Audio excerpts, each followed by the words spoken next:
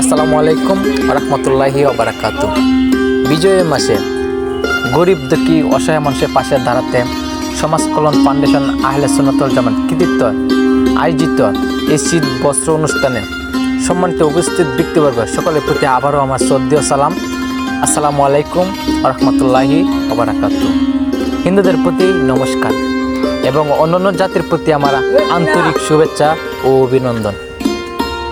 আজকের এই অনুষ্ঠানে যারা অর্থ, শ্রম, মেধা, বুদ্ধি দিয়ে সাহায্য করেছে প্রত্যেকেই তারা ভাগ্যবান। কেননা ভালো কাজে সবাই অংশগ্রহণ করতে পারে না। ধর্মীয় কাজ কিংবা গরিব দুঃখী অসহায় মানুষের পাশে দাঁড়ানো ধার্মিকতার বহিঃপ্রকাশ এবং ধর্মীয় কাজে অন্তর্ভুক্ত। বিশেষ করে আমাদের গ্রামে যারা নেতৃত্ব দেন বা সমাজে যারা প্রভাবশালী বা বিত্তবান বা গ্রামে যারা কর্ণধার, তারা যেন আমাদের সংগঠনের প্রতি দৃষ্টি রাখে এবং আমরা যাতে আমাদের ধারাবাহিকতা অব্যাহত রাখতে পারি এবং গরিব দুঃখী অসহায় মানুষের পাশে দাঁড়াতে পারি এবং আমাদের যারা নেতৃত্ব আছে তার যেন সুদৃষ্টি, ইতিবাচক এবং নেতিবাচক প্রভাব রাখে।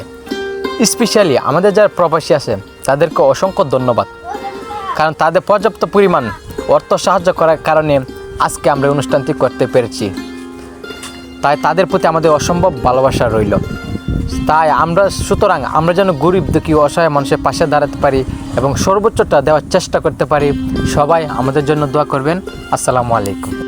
আহলে সুন্নাতুল জামাতের পক্ষ থেকে প্রথমেই দৃষ্টান্ত স্থাপন করেছিলাম।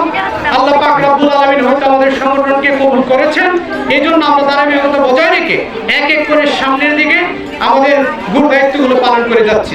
আপনারা অবগত হয়েছেন আমরা প্রথমেই আমাদের